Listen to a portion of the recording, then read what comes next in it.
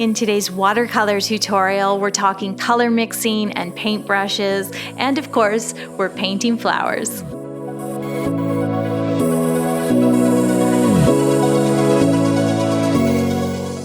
Hi guys, welcome back. My name is Shada and today I have a watercolor tutorial for you. We're gonna take it back to basics and just have fun painting these really loose watercolor flowers.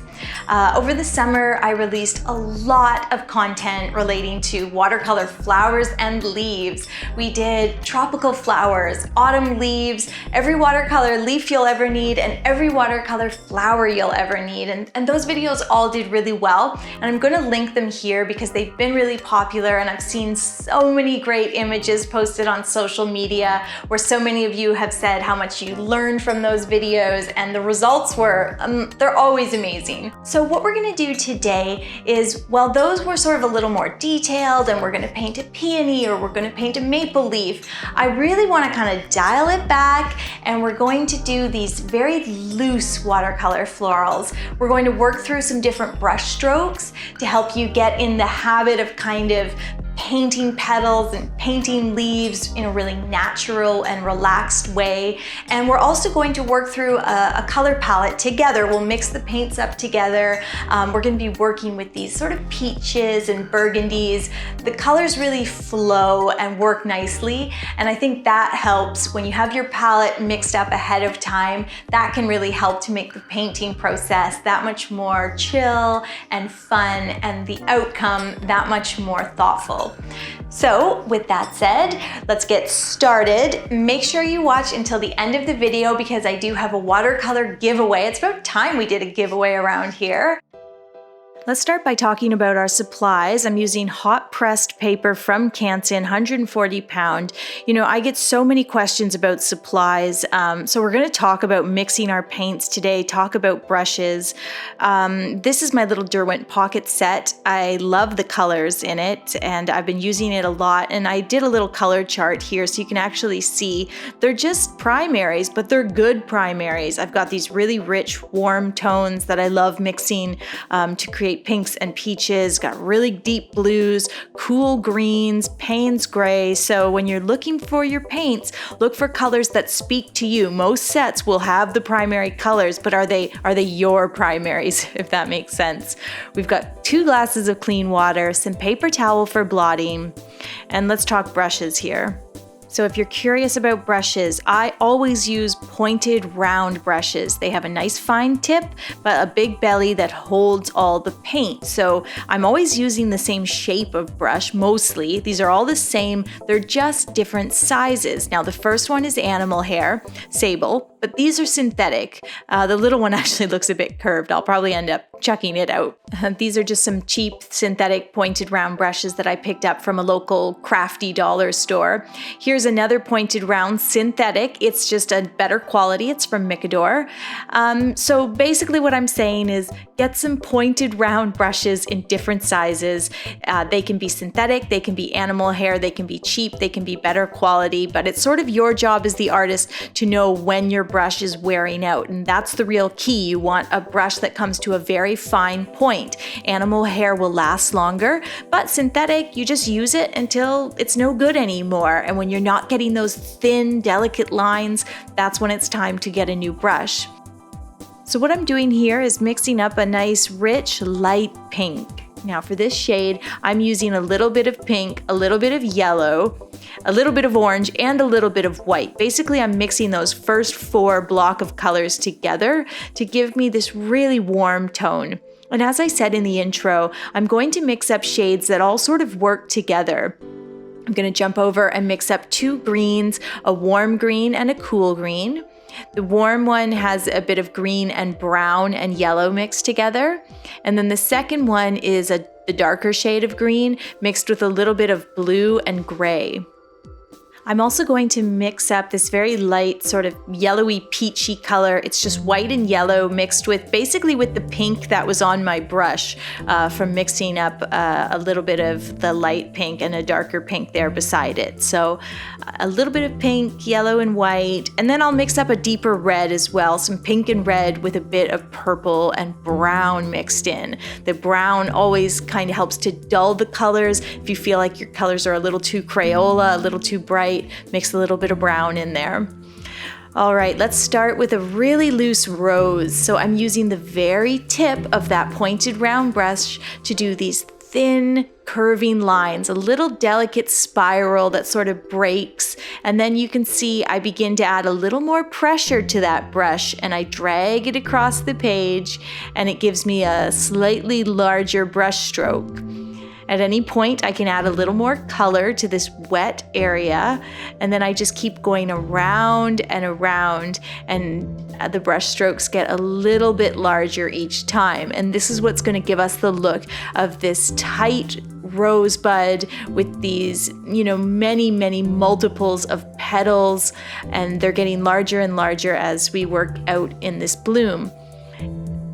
And now here what you can see me doing is I've added a little bit of that peachy yellow color to my brush, and that really helps to make this loose floral look lively because the color is changing slightly, just the way it would in nature. Once I'm happy with the shape of that flower, I'm going to grab some of that warm light green and do some really loose leaves.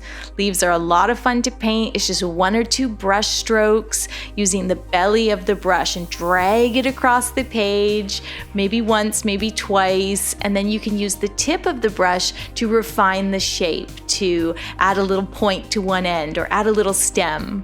Okay, and then let's try doing another loose floral, shall we? This one is similar to the leaves, frankly. It comes together with these brush strokes where you're dragging the belly of the brush across the page once or twice in order to create petal shapes. And of course, 4 or 5 petals come together and you've got a flower. So you can see what I'm doing is just using the belly of the brush, and I either pull it towards me or push it away from me, and I create these really loose petals. There's 1, 2, and again we use the tip of the brush to refine the shape of that petal. Don't mess it about too much, but if you want to add a little width to it or change the shape slightly, you can.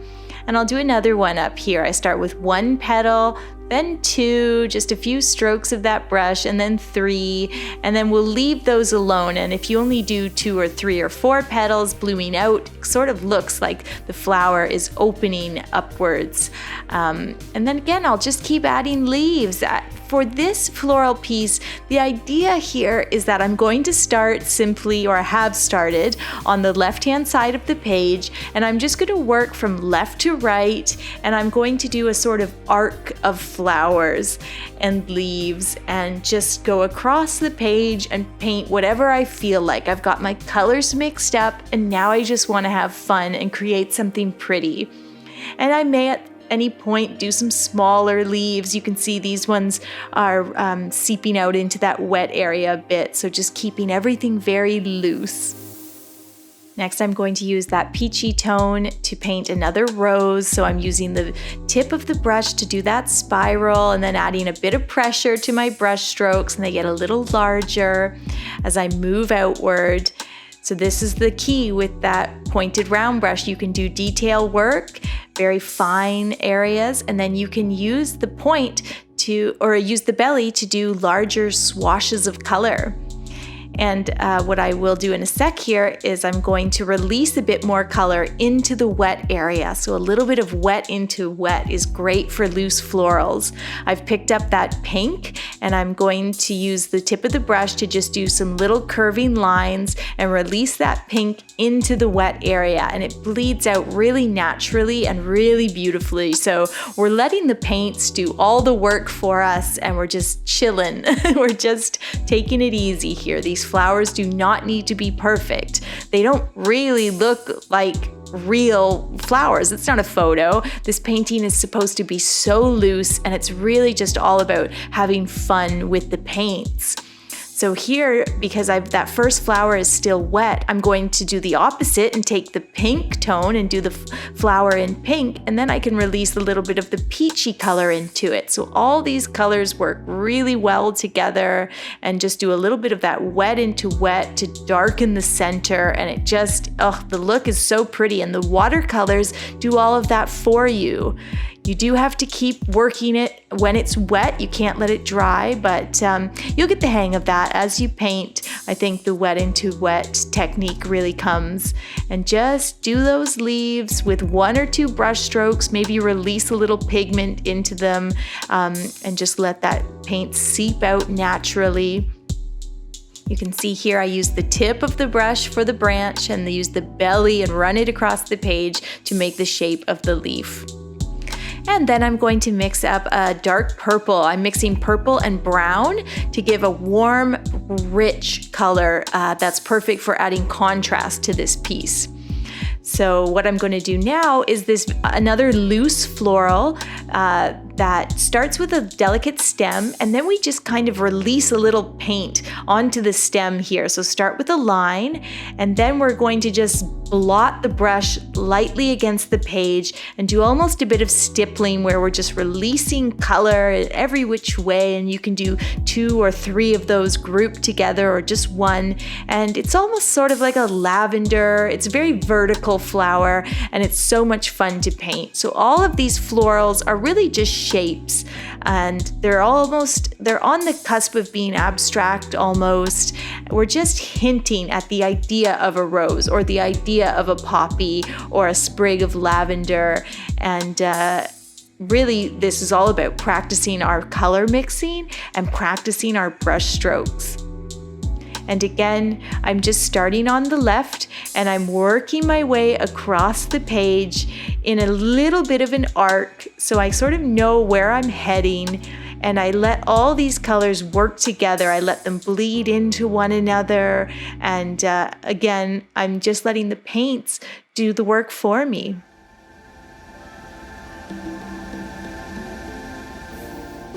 Let's do another rose together so you get the hang of it. Don't think of painting a rose, just think of painting a messy spiral. And this spiral starts very small and delicate and then gets larger. These brush strokes are just big round strokes of the brush where I'm adding a little bit more pressure.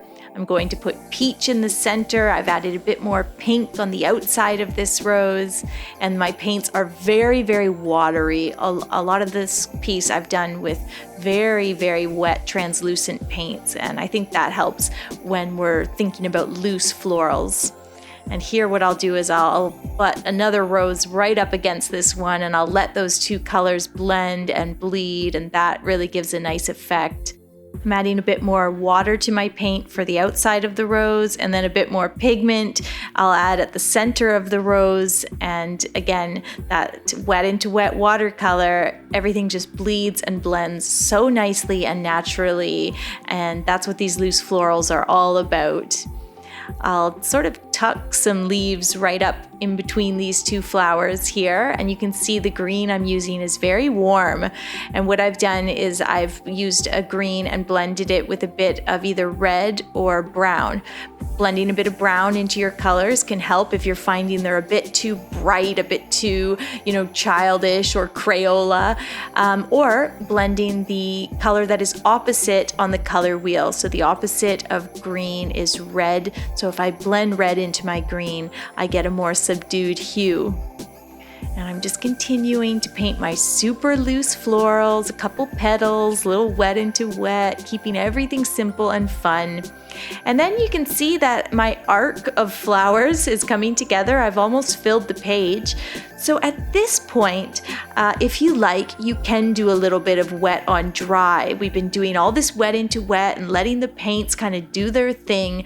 Well, now if you want to, you can take some darker colors and begin to add some detail, like some little lines at the center of some of these florals can represent a stamen in the middle of the flower. Adding a bit of color to the spiral at the center of the rose if you feel like they need it. Once everything's dry, dry, you've got the control and you can do that. Some of the stamens I'll actually get a little bit detailed, like this one, I do a circle of little lines fanning out from the center, and then I add all these little dots to them. So that gives me a nice detailed stamen that really brings this flower to life. So just get as detailed as you are comfortable with. You could just do some vertical lines, or you can add all these little dots and kind of have fun with it. It's totally up to you. And then I kind of just want to step back from the piece and say, okay, where do I need another flower? Where can I tuck another leaf? Obviously, I have this gap in the middle here that I need to fill. I'm doing some smaller flowers. You don't want all of your florals to be the same size. Basically, we've done 3 different styles of flower, but by changing the size and changing the color, we get a really dynamic piece. And I'll just keep going here and filling everything in, simple leaves and simple flowers. And yeah, I'm almost done with my very loose floral exercise. I think I just need to tuck some leaves in here so that I have a bit of green through the center of the piece as well, instead of just on the perimeter. And you can see I'm still doing some wet into wet. And I'm using my synthetic pointed round brush at this point. Grab the smaller brush to help me get some of the detail work done. And I've used the darker green here to add some small leaves. So same thing with the leaves. By varying the size of them and the color, you can really add some interest to your overall piece. So you don't need to come up with a bunch of different flowers and leaves. Just mix a few different colors, do things a slightly different size or a slightly different shape, and you can do a lot with a little. Remember, this is a practice piece. Things don't need to be perfect. I'm coming back in and adding a little bit of veining to some of the leaves, still using quite a translucent paint, but I'll darken areas and just adding that bit of contrast. It really brings the piece to life and helps you finish it off. Once those stamens that we added in the center have dried, you can also add a little bit of darker paint at the center of some of the flowers. And again, a little bit of contrast. It really finishes the piece off nicely. And I'm adding a real heavy contrast here with some dark purple, adding that to some of the vertical flowers. And then I'll add some tiny little leaves over here, just on one side. And that is going to finish my painting. I am all done. I'm happy with that. It was a lot of fun to paint, and I hope that you've joined me and painted along, because these floral shapes are a great practice for your brush strokes. Thank you so much for watching. Now let's talk about the giveaway. If you would like to win a set of Koi watercolor paints as well as some Micador water brush pens, all you have to do is comment below and let me know, what have you been painting lately? Then make sure you are subscribed with your notifications on. Winner will be chosen next Friday. Thanks for watching, and I'll see you soon.